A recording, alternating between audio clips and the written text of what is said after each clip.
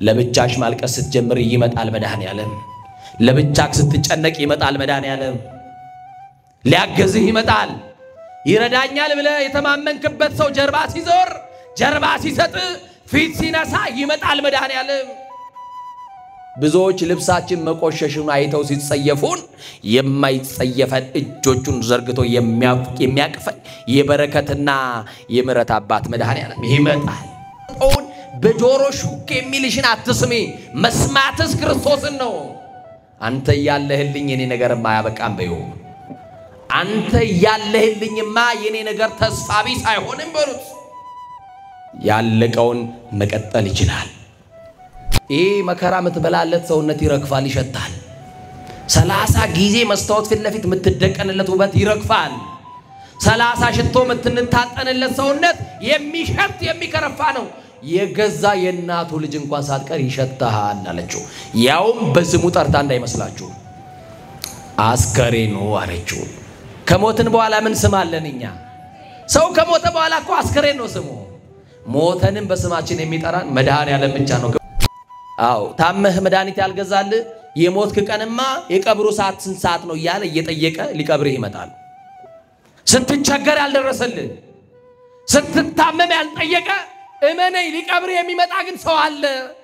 ቀና ብለን አናይም እንጂ ቀባሪዎቻችን ብዙ ናቸው። አንዳንድ ጊዜ በተስፋ መቁረጥ ውስጥ እንሆንና ይሄውና ጠዋት ማታ እየሄድኩ ደጁ እያለቀስኩ እግዚአብሔር እኮ ዝም አለኝ የሚሉ ሰዎች አሉ። የበለጠውን ሊያሳይሻው ዝም ይላል። ፍቅሩን ሊገልጥልሽ ዝም ይላል። የበረታውን ነገር ሊያደርግልሽ የአባትነት ፍቅሩን ሊገልጽልሽ ዝም ይላል። ዝም የሚለው ከተኛህበት አልጋ ብቻ ማንስቶ ፍቅር ሊገልጽ ሳይሆን ከተቀበርንበት መቃብር አውጥቶ ፍቅሩን ሊገልጽልን ይፈልጋል መድኃኔዓለም። እንኳን ታመን መፈወስ ይቅርና ሞተንም ያነሳናል። እንደምን አመሻችሁ። የቸርነትና የምሕረት ባለቤት እንድናመሰግነው ወዶ ይህችን ሰዓት ባርኮና ቀድሶ ስለሰጠን አምላካችን ስሙ የተመሰገነ ይሁን።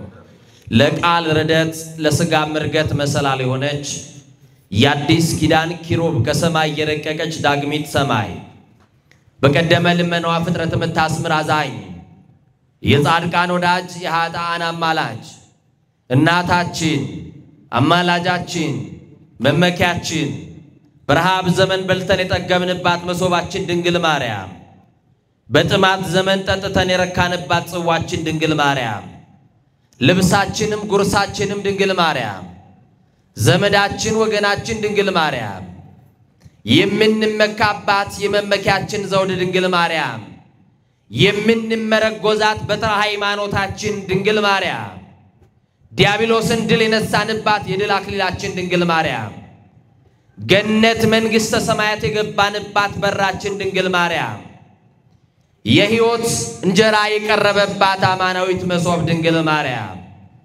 ብርሃን ያየንባት አይናችን ድንግል ማርያም ከፍ ከፍ ያልንባት መታያችን ድንግል ማርያም ከሞት ወደ ሕይወት የተሸጋገርንባት ድልድያችን ድንግል ማርያም ከኃጢአት ስጥመት የዳንባት መርከባችን ድንግል ማርያም በመላእክት በደቂቀ አዳም በልዑላኑ በትሑታኑ በሰማይና በምድር ውድስት የሆነች ድንግል ማርያም መርገመ ሥጋ መርገመ ነፍስ የሌለባት በረከተ ሥጋ በረከተ ነፍስ እያማለደች የምታሰጥ ድንግል ማርያም ሥላሴ ክብር የክብር ክብር ያጎናጸፋት የጌታችን የኢየሱስ ክርስቶስ እናት ድንግል ማርያም ከመንጸፈ ደይን ወደ ገነት ከሞት ወደ ሕይወት ከሐሳር ወደ ክብር ከጨለማ ወደ ብርሃን የወጣንባት ከትሕትና ወደ ልዕልና የወጣንባት ማረጊያችን ድንግል ማርያም የሕይወታችን የኑሯችን አጣፋጭ ቅመም ድንግል ማርያም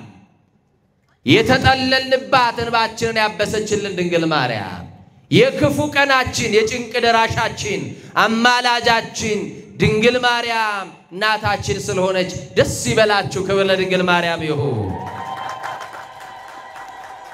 ብዙ እንዳሌላችሁ አውቃለሁ፣ ግን ለድንግል ማርያም እንዲጨበጨባል እንደው ብርድ ቢይዛችሁ እኔ ያልኩት የምትወዷት ብቻ በደንብ አድርጋችሁ እጃችሁን ከፍ እያደረጋችሁ አመስግኗት። ለመድኃኒታችን ለኢየሱስ ክርስቶስ እናት አምላካችን እግዚአብሔር በዚህ በተወደደ ሰዓት ቃሉን ያስተምረናል።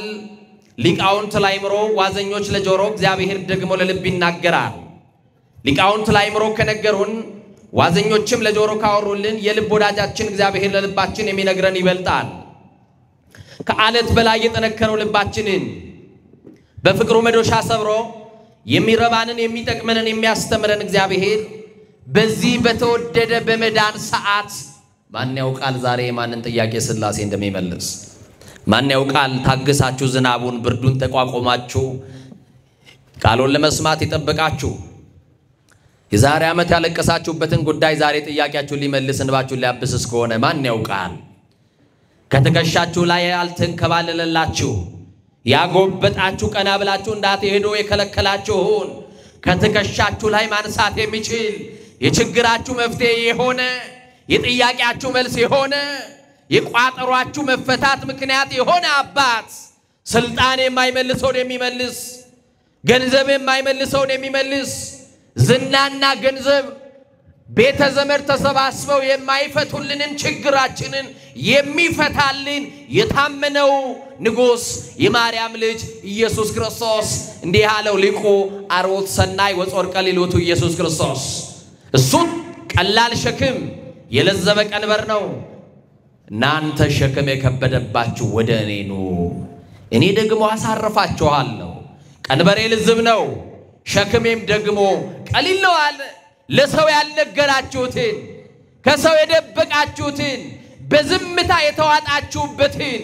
በመንገድ ስትሄዱ እግል ያበደ እንደ እጁን ያወራጨ ለብቻው ያወራ ይሄዳል ብለው ሰዎች ጣት የሚጠቁሙብን እኛና እግዚአብሔር የምናውቀው ጭንቀት አለ በቤታችን እኛና እግዚአብሔር የምንተዋወቅበት ነገር አለ ለጎረቤት ያልነገርነው ጎረቤት የማያውቀው ችግር የቅርቤ ከምንለው ሰው የሸሸግነው ችግር አለ ወገኖቼ የሞት ያክል ቀብራችሁ የረሳችሁትን ችግር የኔ ነገር አብቅቶለታል ብላችሁ ትታችሁት ዳር ላይ የቆማችሁትን ነገር እንደገና አንስቶ ሕይወት መዝራት የሚችል የታመነው በግ የናዝሬቱ ኢየሱስ የማርያም ልጅ ሁሉን ማስተካከል ይችላል ክብር ለስሙ ይሁን ሁሉን ማስተካከል ይችላል ሁሉን መቋጠሮ መፍታት ይችላል ወገኖቼ ዛሬ መልስ ሳታገኙ እንዳትወጡ መድኃኔ ዓለም ይርዳችሁ መልስ እንድናገኝ ወገኖቼ እውነቴን ነው መላችሁ እናንተ ታግሳችሁ ጠብቃችኋል አይደል ዛሬ የሚነገራችሁ ነገር አለ የሚነገራችሁን ቃል ከሰዎች ታሪክ ጋራ እያስመሳከራችሁ እንዳትሰሙ ለምናችኋለሁ አሁን የሚነገረኝ ቃል የኔ ነው በሉ አሁን ባለችን ጥቂት ደቂቃ ዝናብ ላይ ታግሳችሁ እንደመቆማችሁ እኛም ከመጣን ላይ ቀር ዝም ብለን እንዳንመለስ የእግዚአብሔርን ሐሳብ አብረን እንሰማለን የምንማማርበት የትምህርታችን ርዕስ ይጼውኡከ በጽድቅ ሰማይ ወትረ ካህሊ ዘውስታድኖ በእውነት ይጠሩሃል ዘውትር ተሰማቸዋል በማዳን ካህሊነ ይህንን ቃል የተናገረው መፍቀሬ ድንግል ኢትዮጵያዊ ቄርሎስ አባ ጊዮርጊስ ዘጋስጫ የተናገረው ወይንም በመጽሐፈ ታታቶ ላይ የደረሰው ድርሰት ክፍል ነው በእውነት ይጠሩሃል ዘውትር ተሰማቸዋል በማዳን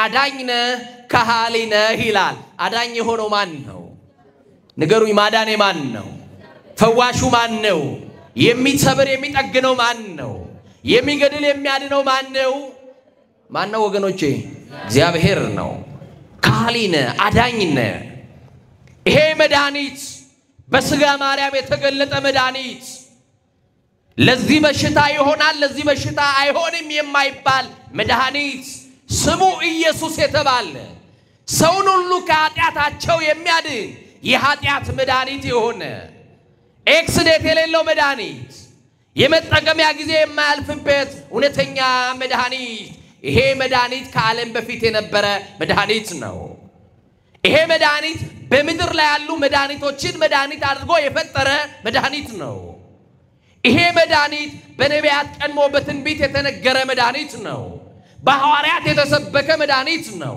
መላእክት ያገለገሉት ያመሰገኑት መድኃኒት ነው የሰው ልጆች የዳኑበት ከዘላለም ሞት ያመለጥንበት መድኃኒት ነው ከአጋንንት ስራት የተፈታንበት መድኃኒት ነው ስሙ ኢየሱስ ይባላል ማን ይባላል መድኃኒት ማለት ነው ለዚህ ነው ማይቶተ ቤተ ክርስቲያን ባሕረ ጥበባት ቅዱስ ያሬድ በጣም የሚገርም ነው። ብርሃነ ዓለም ቅዱስ ጳውሎስ በአንደኛ ቆሮንቶስ መልእክት ምዕራፍ 1 ቁጥር 23 ላይ ንሕነሰ ንሰብክ ክርስቶስ ኀዘ ተሰቅለ እኛ ግን የተሰቀለው ክርስቶስን እንሰብካለን ሲል ቅዱስ ያሬድ ደግሞ እንደዚህ ይላል ወልዶ መድህነ ንሰብክ ዘእምቅድመ ዓለም አሎ መድኃኒት ልጁን አዳኝ የሆነ ልጁን ከዓለም በፊት የነበረውን መድኃኒት ልጁን እንሰብካለን አለ። ይሄ መድኃኒት የሚጠግን ነው። ይሄ መድኃኒት በቁስላችን ላይ ዘይት የሚያፈስ ነው። ወገኖቼ ከዚህ መድኃኒት ጋር ከተገናኘን ብቻ እንፈወሳለን። የሰማችሁኝ ነው። በሉቃስ ወንጌል ምዕራፍ 7 በጣም የሚገርመኝን አንድ የትምህርት ክፍል አንስተን እንቆያለን። ጌታ መንፈስ ቅዱስ አብሮን ይቆይ። የሉቃስ ወንጌል ምዕራፍ 7 ቁጥር 1 ጀምራችሁ ስታነቡ የክብር ባለቤት የድንግል ልጅ መድኃኔ ዓለም ወደ ቅፍርናሆም እንደገባ የመቶ አለቃ የነበረ ባሪያው ታሞበት ቀርቦን ሊሞትም ቀርቦ ስለነበረ ስለ ኢየሱስ በሰማ ጊዜ የአይሁድ ሽማግሌዎች ወደ ኢየሱስ ሄደው ይሄንን የታመመ ሰው እንዲፈውስለት መልእክተኞችን ላከ ይላል። በጣም የሚገርም ነው። ይሄ ሰው የታመመች ልጅ አለው። በቤት ውስጥ የታመመ ሰው አለው። የኢየሱስ ክርስቶስን የማዳን ዜና ሰምቶ አይገርማችሁ? ሰው ሲታመምባችሁ የመጀመሪያ የምትሮጡት ማጋር ነው። ሰው ሲታመምብን የመጀመሪያው ፈርስት ኤድ ምንድነው? ፋርማሲ መውሰድ ነው? የምናውቀው መድኃኒት መስጠት ነው? ማስታገሻ ወይንስ ወዴት መውሰድ ነው? የዚህ ሰው መቶ አለቃ ነው፣ ወታደር ነው። የሰማው ግን እውነተኛ አዳኝ ስለሆነው ስለ ድንግል ማርያም ልጅ ስለ አማኑኤል ነው። ከሱ የበለጠ የተሻለ መድኃኒት ትነግሩኛላችሁ? ንገሩኝ በማርያም። ከሱ የተሻለ መድኃኒት ሰምታችሁ ታውቃላችሁ ወይ? የለም። ይሄ መድኃኒት በከተማው ያለፈ ወደ ቅፍርናሆም ከተማ እንደገባ ሲሰማ እባካችሁ ልጄ ልትሞት ቀርባብኛለችና ፈውሱልኝ ሂዱና ንገሩት ብሎ መልእክተኛ ላከ። ልኮ ብቻ አልቀረም። ይገርማችኋል። የአይሁድ ሽማግሌዎች ወደ እርሱ ላከና መጥቶ ባሪያውን እንዲያድን ለመነው። እነርሱም ወደ ኢየሱስ መጥተው ይህን ልታደርግለት ይገባል፣ ሕዝባችንን ይወዳል። ማንን ይወዳል? ሕዝባችንን ይወዳል። ምኩራብ ራሱ ሰርቶልናል ብለው አጽንተው ክርስቶስን ለመኑት። ኢየሱስም ከነርሱ ጋር ሄደ ይላል። የታመመችውን ሊፈውስ ሄደ። ዛሬ በአልጋ ላይ ጥላችኋቸው የመጣችኋቸውን ሰዎች፣ መጋረጃ የተጋረደባቸውን ሰዎች፣ መድኃኒት የሚናፍቁትን ሰዎች፣ መዳናቸውን እየተጠባበቁ በተስፋ መቁረጥ ውስጥ በመሞትና ባለመሞት በመኖርና ባለመኖር መካከል ቀኑ የጨለመባቸው ብዙ በሽተኞች በአልጋ ላይ በየቤታችን አሉ። ይሄ ጌታ ይድረስላቸው። መድኃኒት የሆነው የመቶ አለቃውን ሳይንቀው የታመመችውን ሊያድን ሊፈውስ ተከተለና ምስክርነቱን ካደመጠ በኋላ ሄደ። ኢየሱስም ከነርሱ ጋር ሄደ። አሁንም ወደ ቤቱ በቀረበ ጊዜ የመቶ አለቃ ወዳጆቹን ወደ እርሱ ላከ። አለው ጌታ ሆይ በቤቴ ጣራ በታች ልትገባ አይገባኝምና አትድከም አለ። ምቹ ቤት የለንም። እውነት እነግራችኋለሁ ክርስቶስ ዛሬ ከናንተ ጋር በቤታችሁ መጣለው ቢለን፣ ዛሬ ከናንተ ጋር እራት እበላለሁ ቢለን መድኃኔዓለም ቤታችን ምቹ አይደለም። ንትርክ አለ ቤታችን፣ ጭቅጭቅ አለ ቤታችን፣ አለመስማማት አለ ቤታችን፣ አለመግባባት አለ ቤታችን፣ ቋንቋችን ተደበላልቋል ቤታችን ውስጥ። ሚስት የምትናገረው ለባል አይጥማትም። ባል የሚናገረውን ሚስት አታዳምጥም። ወላጆች የሚናገሯቸውን ልጆች አይሰሙም። ቤታችን ውስጥ ፍቅር የለም። ቤታችን ውስጥ አንከባበርም። የክብር ጌታ ታዲያ ወደ እናንተ ቤት እገባለሁ ቢል ለክርስቶስ የሚሆን ስፍራ በቤታችን የለንም። እመኙን። ቤታችን በብዙ ኃጢአት ቆሽሿል። እንዲህ ያለ ይሄ መቶ አለቃ እኔ ኃጢአተኛ ነኝ፣ ከቤቴ ጣራ በታች ትገባ ዘንድ አይገባኝም፣ አትድከም፣ ብቻ ባለህበት ቃል ተናገር የታመመው ብላቴና ይፈወሳል አለ። ወገኖቼ ይሄንን እምነት ለኔና ለእናንተ ያደርግልን። እንደው ቅዳሴ ልታስቀድሱ ስትሄዱ የታመመ ሰው በአልጋ ላይ ሆኖ በእምነት አንድ ነገር ያዛችሁ ይሆናል። በቅዳሴው ላይ በጸሎት አስቡኝ፣ አንድ ሰላም ለኪ በሉልኝ፣ አልያም ደግሞ የቅዳሴውን ጸበል ይዛችሁልኝ ኑ ብሎ በእምነት ይጠይቃቸዋል። በእምነት የጠየቀው ሰው ሲፈወስ በዓይናችን እናያለን። ወገኖቼ እኛ እኮ በሽተኞች ነን። ብዙ መጻጉ የሆኑ ብዙ በደዌ የተጠጉ ሰዎች ሲፈወሱ እናያለን። እኔና እናንተ ግን አንፈወስም። የብዙ ሰዎችን ምስክርነት እናዳምጣለን። እኛ ቆመን ግን ምስክርነት ለመስጠት አልቻልንም። የሰማችሁኝ ነው? ምን ይሆን በሽታችን? በዘር ካንሰር የተጠቃን፣ መንደር ውስጥ የወደቅን፣ ከክርስቶስ ወንጌል ዘር የበለጠብን መንደርተኞች ሆነናል። ክርስቲያን ደግሞ አጥር የለበትም። ወንጌል የሚያውቅ ሰው ምንም አይነት ድንበር የለው። ምዕራብና ምስራቅ መባባሉ ለክርስቲያን ጥቅም የለው። ዘረኝነት እኮ የፈረሰው በርዕዮተ ዓለም በነገስታት ጥንካሬ ሳይሆን በኢየሱስ ክርስቶስ ነው። በክርስቶስ የተሻረውን ዘረኝነት ወገኖቼ በሳምራውያንና በአይሁዳውያን መካከል የነበረውን የጥላቻ ግንብ ያፈረሰው እኮ መድኃኔዓለም ነው። በእኔና በእናንተ መካከልስ በባልና በሚስት መካከል የተገነባውንስ ግንብ፣ በልጆችና በወላጆች መካከል የተገነባውን ያለመደማመጥ ግንብ፣ ያለመከባበር ግንብ፣ የንቀትና የጥላቻ ግንብ ማን ያፍርሰው ታዲያ ከክርስቶስ ውጪ ወገኖቼ? ስለዚህ ቤታችን ቆሻሻ ነው። ይሄ ነገር ሁሉ ክርስቶስን ወደ ቤታችን ሊጋብዘው አይችልም። ይሄ ሰው እንዲህ አለ፣ በጣም በትህትና ከቤቴ ጣራ በታች ልትገባ አይገባኝም ባለህበት ሲል ወሬ ነጋሮች ቀደሙና እንዲህ አሉ። ወሬ የሚነግሩ ሰዎች አይጠፉም። እናንተ በእምነት እድናለሁ ብላችሁ ስትመጡ ተስፋ ሊያስቆርጥ አጅረው ይመጣል። አያችሁ፣ የምትድኑበት ቦታ ቆማችሁ ከክርስቶስ ጋር እንኳን ቆማችሁ እርግጠኛ ናችሁ አሁን ከመድኃኔዓለም ጋር እንዳላችሁ? ከመድኃኔዓለም ጋር እኮ ነው ያሉት ሰዎቹ። መድኃኔዓለም ደግሞ ጉዞ ጀምረዋል። ወደማ ወደዛ ሰው ቤት እያቀና ነው። መድኃኔዓለም እየሄደ ነው። ግን አስቆሙትና መምህሩን አታድክመው አሉት። ምን ባትበለው? ምን አትበለው? አታድክመው፣ ልጅ በሕይወት የለችም ሞታለች አሉት። ከክርስቶስ ጋር ሆነን ጠላት ተስፋ ያስቆርጠናል። አትድንም፣ ተስፋ የለህም፣ ሞትህ ጥሩ ኑሮ ሳይሆን ጥሩ ሞት ብትመኝ ይሻልሃል ይላል። የጠላት ሐሳብ ሁል ጊዜ ተስፋ ማስቆረጥ ነው ወገኖቼ። ዓለምን ከሰማችኋት ተስፋ ታስቆርጣችኋለች። እግዚአብሔርን ስትሰሙ ግን ተስፋችሁ ይቀጥላል።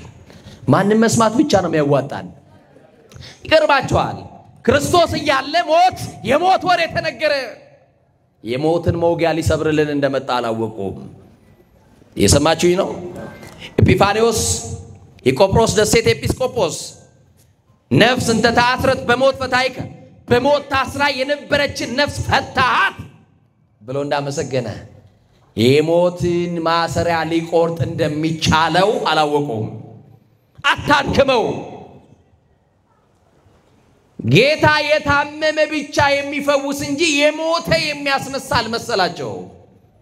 አንቺ ቤትም የሞት ያክል የረሳሽውን ነገር ሊያነሳልሽ ይሄ ጌታ ይመጣል፣ ጠብቂው። ተስፋ የሚያስቆርጠውን በጆሮ ሹክ የሚልሽን አትስሚ። መስማትስ ክርስቶስን ነው።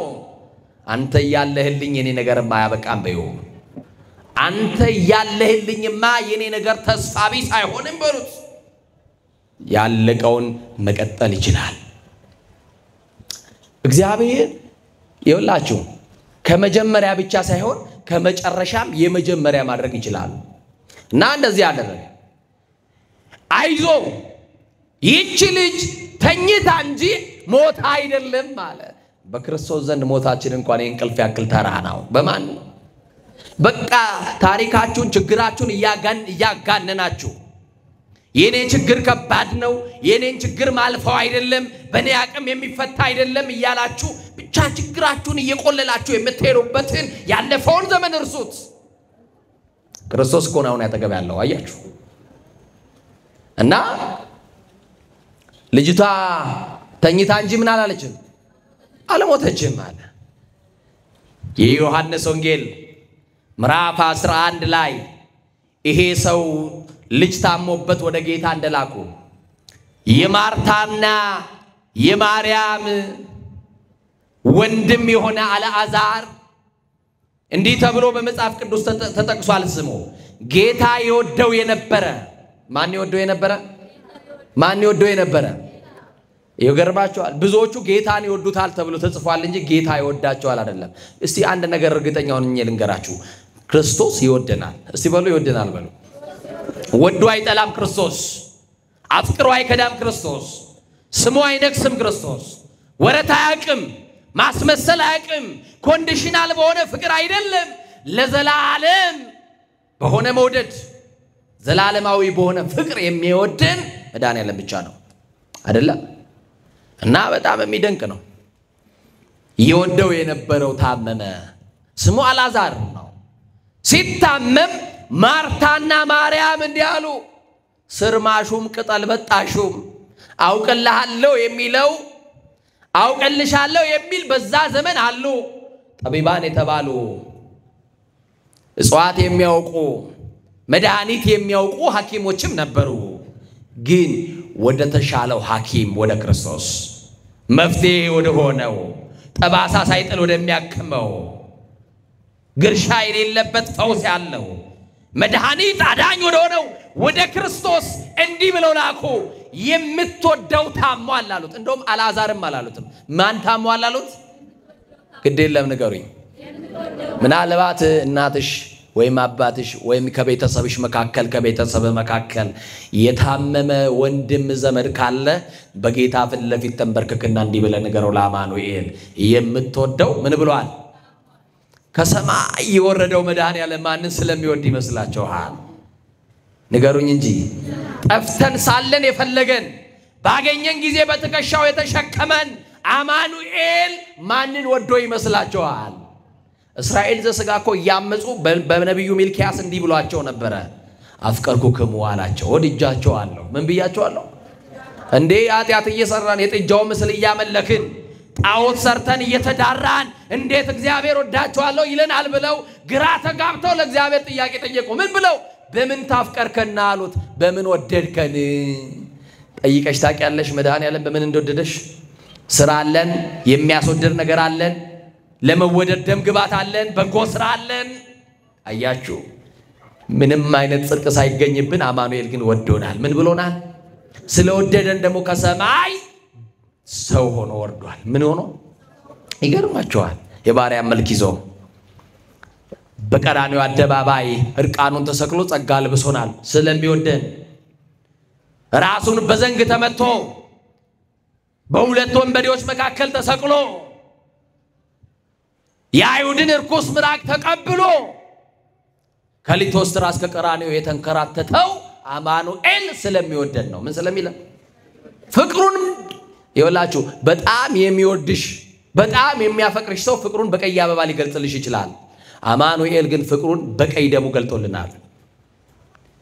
ያ ደም ደግሞ ለኔና ለናንተ የኃጢአት ስርየት የተከፈለ ዋጋ ነው። ወደሙ ለኢየሱስ ክርስቶስ ያነጻሐንም ኩሉ ኃጣውኢነ ተብሎ ተጽፏል። የኢየሱስ ክርስቶስ ደም ከኃጢአት ሁሉ ያነጻናል። ከምን ሁሉ? ስለሚወደን ነው ከኃጢአታችን ያጠበን። ስለሚወደን ነው ከበደላችን ያጠበን፣ ኃጢአታችንን የሰረዘልን። እና ወደ ዋናው ሐሳብ ስመልሳችሁ የምትወደው ታሟል አሉት። ጌታ ሰማና ዝም አለ። ወንድሜ መከራ ውስጥ ሆነ ወደ እግዚአብሔር እየጮክ ዝም የሚልክ ያንተን ጉዳይ ትቶ እንዳይመስል። አንዳንድ ጊዜ በተስፋ መቁረጥ ውስጥ እንሆንና ይሄውና ጠዋት ማታ እየሄድኩ ደጁ እያለቀስኩ እግዚአብሔር እኮ ዝም አለኝ የሚሉ ሰዎች አሉ። የበለጠውን ሊያሳይሻው ዝም ይላል። ፍቅሩን ሊገልጥልሽ ዝም ይላል። የበረታውን ነገር ሊያደርግልሽ የአባትነት ፍቅሩን ሊገልጽልሽ ዝም ይላል። ዝም የሚለው ከተኛህበት አልጋ ብቻ ማንስቶ ፍቅር ሊገልጽ ሳይሆን ከተቀበርንበት መቃብር አውጥቶ ፍቅሩን ሊገልጽልን ይፈልጋል መድኃኒዓለም። እንኳን ታመን መፈወስ ይቅርና ሞተንም ያነሳናል ይሄ ጌታ። ታምናላችሁ? አታምኑም እንዴ? እና ምን አሉ? ነገሩና ዝም አሉ። ክርስቶስ ግን በዛ ቀን አልመጣም። አልመጣም ማለት ክርስቶስ አላሰበውም ማለት አይደለም። ጸሎቱን አልሰማም ማለት አይደለም። አይወደውም ማለት አይደለም። ዝም አለ። ዝም ያለው ዝምታው ለአንድ ቀን አይደለም፣ 2 ቀን። አልዓዛር ግን ሞቷል። 2 ቀን 3 ቀን ይሄን ያክል ቀን ግን ክርስቶስ አልመጣም ነበር። መድኃኔዓለም አንተ ብትኖርማ እገሌ ባልሞተ እያልን ብዙ ወዳጆቻችን በሞት የተነጠቀን ቀን በቁጭት መድኃኔዓለም ላይ አልቀሰን ይሆናል። መድኃኔዓለምማ ዝም ያለው ይዘገያል። ጊዜው ሲደርስ ከተቀበረበት መቃብር ማውጣቱ ይቀራል እንዴ? ንገሩኛ። የትንሣኤ ጌታ እኮ ነው። ያንቺ ነገር ጊዜ ይጠብቃል እንጂ ጠብቂው። ቀን አለ፣ የመጎብኛ ጊዜ አለን። ሰዓቱ ሲደርስ ማይነሳ ማን አለ መሰላችሁ? ጊዜው ሲደርስ ማይጎበኝ ማን አለ መሰላችሁ? እና በአይሁዳውያን ልማድ ሰው ከሞተ ዕለቱን ይቀበራል።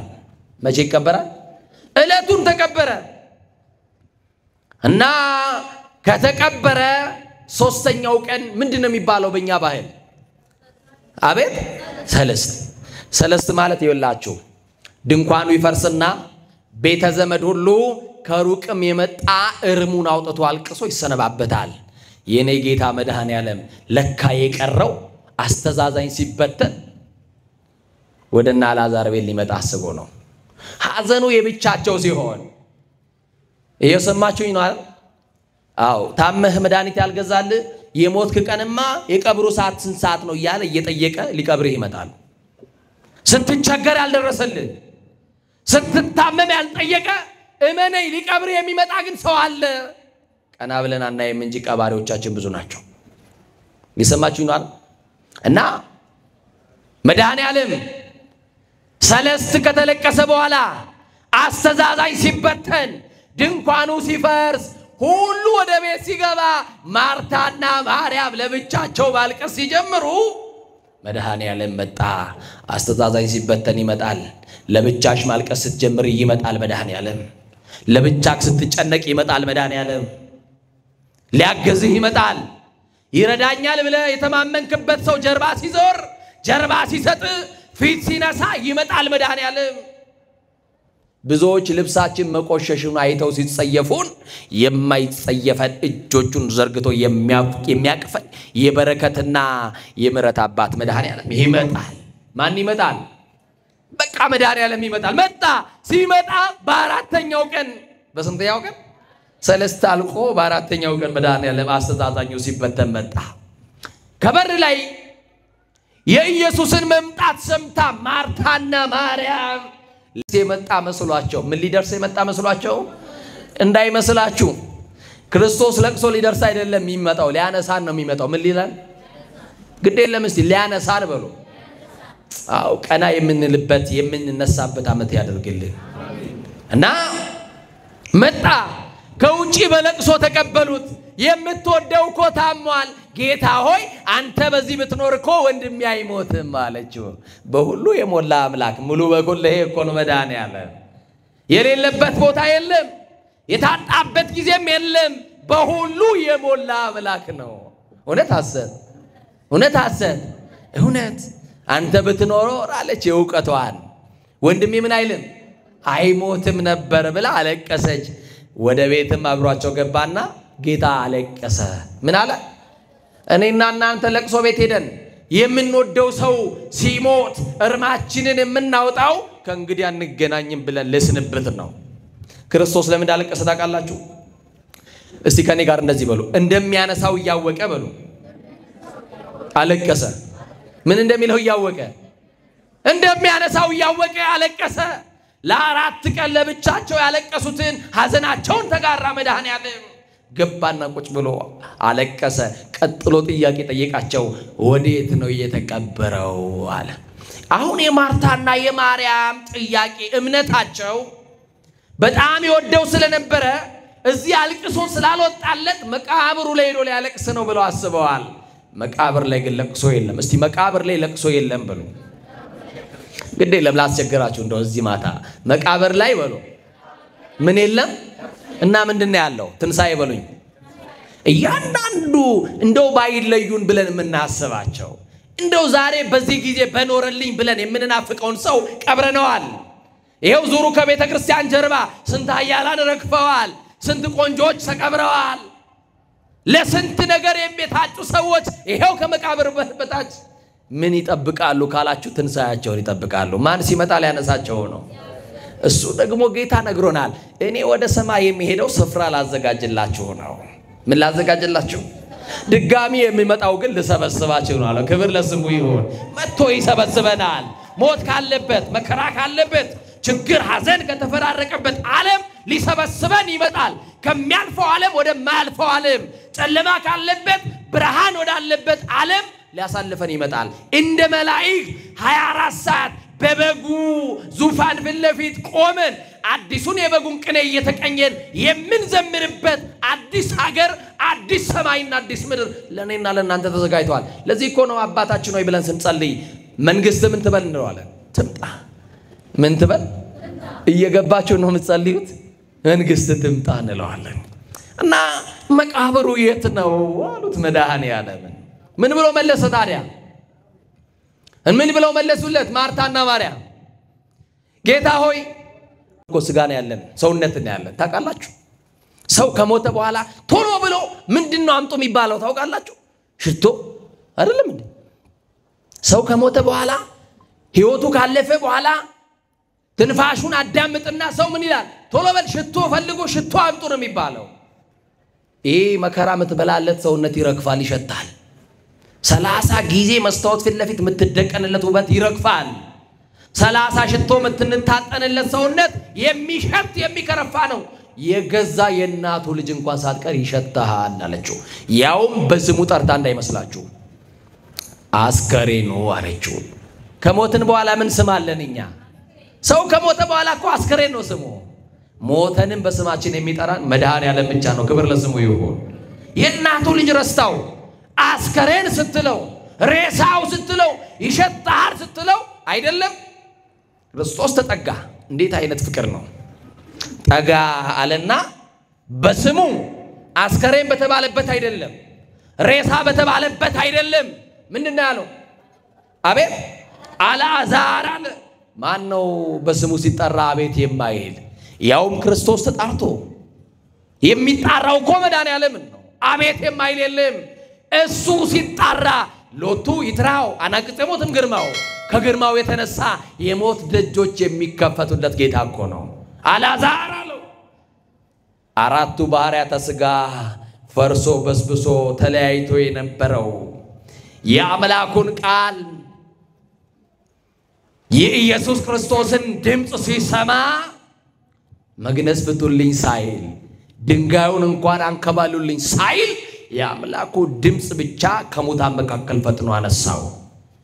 እየሰማችሁኝ ነው ወገኖቼ? የትምህርታችን ርዕስና ሐሳብ ይጼው ከበጽድቅ ሰማይ ወትረ ካህሊ ዘውስታድኖ በእውነት ይጠሩሃል አለ። አዎ መከራ በገጠማቸው ሰዓት በእውነት እውነተኛ ወደ ክርስቶስ ነው የተጣሩት። ዘውትር ይሰማቸዋል አለ አባ ጊዮርጊስ ዘጋስጫ። አዎ የመቶ አለቃውንም ሰማው። የአልዓዛር እህቶች የመጀመሪያ ምርጫቸው ክርስቶስ ስለነበረ የመጨረሻቸውም ክርስቶስ ሆነላቸው። ይሄ ጌታ የመጀመሪያ ምርጫችሁ ከሆነ የመጨረሻችሁም እሱ ይሁንላችሁ። እስከ መጨረሻው በዚህ ጌታ ተጣብቀን እንድንኖር፣ ከሱ ጋር ብቻ ለዘላለም እንድንኖር መድኃኔዓለም ይፍቀድልን ወገኖቼ። ስለዚህ በእውነት የተጣሩትን እግዚአብሔር ከሰማ ዛሬ ጥሪያችን ወደ ክርስቶስ ቁሳዊ የሆነ ጥያቄ አታስቀድሙ። እንደው ከኮት በፊት ምን ይቀድማል? እንደ ለባሽ ሆኖ ልትሉኝ ነው? ከኮት በፊት ምን ይቀድማል? ሸሚዝ፣ ቲሸርት፣ ፓካውት ምናምን ልትሉኝ አላችሁ አውቀዋለሁ። ግን እንደ ለባሽ ሆኖ እንበለው አይደል? አዎ ግን የሚቀድም ነገር አለ ኮቱ ሳይለበስ። ልክ እንደዛው አቅድሙ ስንቅክሙ። የሰማችሁኝ ነው? ስንቃችሁን አስቀድሙ። ሰማይን የሚያክል ዳገት መቃብርን የሚያክል ቁልቁለት ይጠብቀናል። ስንቅ የሌለው መንገደኛ በመንገድ ይራባል።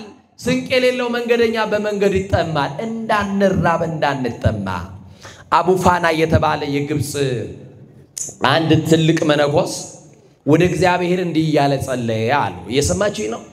ጌታ ሆይ ስንት ዓመት ቀረኝ ልሞት እያለ ይጸልያል። ጠይቃችሁ ታውቃላችሁ? ስልካችሁን አሁን አውጥታችሁ ስታር 804 ምናምን አርጋችሁ ብትሄዱ ምንድነው የሚነግራችሁ? ያለው ቀሪ ሂሳብ ይሄን ያክል ነው ይላል አይደል? ከሚስተር ኤክስ ጋር ላገናኘ አልችልም ምክንያቱም ቀሪ ሂሳብ 0 ነው የሚል አይደል? እና አሁን ያለን ቀሪ እድሜ ስንት ነው ብለን ጠይቀን አናውቅም። ብንጠይቅኛ በጭንቀት ምን ሞት ይመስለኛል ብናውቅ እግዚአብሔር ቢያሳውቀን። እሺ ለምሳሌ እድሜያችን 40 ዓመት ይሆነ እድሜያችን 30 ዓመት ይሆነ በቃ ያለ ቀሪ ሂሳብ 5 ዓመት ነው ቢባል 5ቱን ዓመት በንስሐ እንኖርበት ይሆን? 5ቱን ዓመት በቤተ መቅደሱ እናሳልፍበት ይሆን? ያመጽ ነው ይውላችሁ ቀሪው እድሜ በልቼ ጠጥቼ ዘንጬ ተዝናንቼበት ነው ብለን እናወጣበት ፕላን። አባ እንዲህ ብሎ ጸለዩ። መቼ ነው ስንት ቀን ነው ያለኝ ስንት ጊዜ ነው ሲለው የእግዚአብሔር መልአክ ወደ እርሱ መጣና እንደዚህ አለው ተርፈከ 10 ወሰመንቱ ብሎት ሄደ። የተረፈ የቀረክ 18 ነው አለው። እስቲ በማርያም 18 ነው በሉ እስቲ። አትፍሩ የናንተ አይደለም ገና የናንተ ብዙ ነው። እሺ 18 ነው በሉ እስቲ። ዓመት እንደሆነ እኮ አልተነገረው። 18 ዓመት ይሁን 18 ወር ይሁን 18 ሳምንት ይሁን 18 ደቂቃ ይሁን የሚያውቀው ነገር የለም። ግን ብቻ ያለ ቀሪ እድሜ 18 ነው ብሎ ተሰወረው። ከዛ በፊት እንዲህ አለው ጌታ ሆይ እድሜን ከነገርከኝ ቀሪውን እድሜን እየሰማችሁኝ አይደል? ቀሪ እድሜን ከነገርከኝ በመሬት ሳልቀመጥ የጣመ የላመ ሳልበላ ስጋ ወይን ባፌ ሳላስገባ በምንጣፍ ሳልተኛ በጎኔም ሳልቀመጥ እጠብቅሃለሁ አለው። ተጠብቁታላችሁ ይሄንን ጌታ? አይዟችሁ ግድ የለም ተጠብቁታላችሁ። ባንጠብቀውም ግን መምጣቱ አይቀር። የሰማችሁኝ አይደል? እንዲህ ነው ያለው የማቴዎስ ወንጌል ምዕራፍ 24 ቁጥር 44 ላይ ድልዋኔክሙ ንበሩ ተዘጋጅታችሁ ምን በሉ እንደሚሞት ስሩ። ይኸውላችሁ እኔ ጋር እስቲ እቺን ቃል እንደው ላስቸግራችሁ እንደሚኖር ስሩ በሉ እስቲ። አሁን ትእዛዝ ሆነባችሁ እንደሚኖር እንስራ በሉ። እሺ እንደሚሞት እንዘጋጅ ይሻላል። የምንሰራው ስራ ዘላለም ለመኖር አይደለም። ምድር መቆያ እንጂ መኖሪያ አይደለችም ነች እንዴ? መቆያ መሆኗ ቢገባን ይሄ ሁሉ ህዝብ አይጨካከንም ነበር። ይሄ ሁሉ ህዝብ በሩን ዘግቶ መብላት አይጀምርም ነበር። ወንድሙ እየተራበ አየ መድኃኒት መግዣ አጥቶ እና ባጭር ቃል 18 ቀርቷል አለው። ለእግዚአብሔር ደግሞ ቃል የገባው ምንድነው? ቀኑን ካሳወከኝ ስጋዌን አልበላም የጣመ ወይ ላማ አልቀምስም በመሬትም ምን አልልም አልቀመጥም ብሏል። እና 18 ቀርቷል ሲለው በቃ 18 ደቂቃ ናት ቆሜ እጠብቅሃለሁ አለና 18 ደቂቃ እየጸለየ ነገረ መስቀሉን እያሰበ የኔ ጌታ በአንተ ፊት እንዴት እቆማለሁ ምግባር የለኝ ደካማ እያለ እየጸለየ 18 ደቂቃ አለፈ። እንዴ 18 ደቂቃ አለፈች። ታዲያ ምንድነው ያለኝ ሲል 18 ሰዓት ነው በቃ ብሎ ለ18 ሰዓታት ቆመና መድኃኒዓለምን ጠበቀ። አሁንም 18 ሰዓት ቆሞ ሲጠብቀው አሁንም 18ቱ ሰዓት አለፈ። በቃ 18 ሰዓት ሳምንታት ነው ብሎ 18 ሳምንታት ጠበቀ። አሁንም 18 ሳምንት አለፈ። በቃ 18 ወራት ናቸው ብሎ 18 ወር ቆመና መድኃኒዓለምን ጠበቀ። ስንት ወር? ከመቆሙ የተነሳ እግሩ ከመእግረ ነጌ እንደ ዝሆን እግር እስኪያብጥ ድረስ እግሩ የዝሆን እግር እስኪመስል ድረስ አበጠ።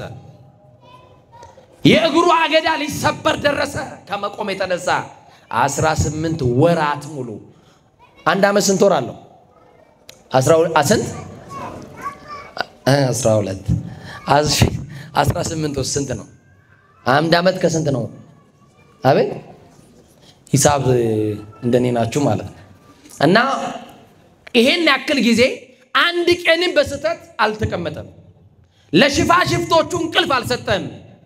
ከዛ በኋላ የጌታ መልአክ ከ18 ወር በኋላ መጣና ተርፈከ 10 ወሰመንቱ ብዬክ ነግሬክ ሄጃለሁ የቀረክ 18 ነው ብያለሁ። ስለዚህ ጌታዬ ድጋሚ ልኮኛል። አንተ ደግሞ 18 ሳምንት ይሁን ቀን ይሁን ደቂቃ አልተነገረህም 18 ዓመት አለካለው ላይደ ስንት ዓመት? ስለዚህ ለእግዚአብሔር የነገረው ምን አልልም ብሎ ነው አልቀመጥም ብሎ ነው። ስንት ዓመት ቆመ ማለት ነው? 18 ዓመት። አሁን 18 ዓመት የሞላን እዚህ ውስጥ ያለን እስቲ ወንድሞች እህቶች እንደ 18 ዓመት ውስጥ ስንት የጽድቅ ስራ ሰራን? ስንቱን ዓመት በጽድቅ አሳለፍን? ስንቱን ዓመት በንስሐ ተመላለስንበት? ይሄው የባከነ እድሜ ነው ይዘን የመጣ ነው።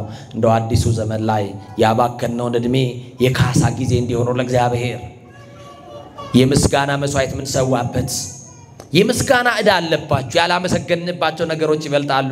ያግሮመረምንባቸው ሌሊቶች ይበልጣሉ። ተቀብለን እንዳልተቀበል ተሰጥቶን እንዳልተሰጠን እያለን እንደሌለን እግዚአብሔር ላይ ያግሮመረምንበት ዓመታቶች ይበልጣሉ። ስለዚህ የምስጋና ዕዳችንን የምናወራርድበት ዕለት እንዲሆን በዚህኛው ዓመት መዝሙር የምትሰሙበት ዓመት እንዲሆንላችሁ በዚህኛው ዓመት በሁሉ የምታመሰግኑበት ዓመት እንዲሆንላችሁ አይኩትው በእንተ ኩሉ ተፈሱ በኩሉ ጊዜ በሁሉ የምታመሰግኑበት በሁሉ የምትደሰቱበት በሁሉ እግዚአብሔርን ተመስገን የምትሉበት ዓመት እንዲሆንላችሁ ደግሞ ተመስገን ስትሉት በጉድለትም በሙላትም በማግኘትም በማጣትም በሐዘንም በደስታም የምናመሰግንበት የምስጋና ዓመት ያደርግልን። አሜን በሉ እንጂ አሜን በሉ።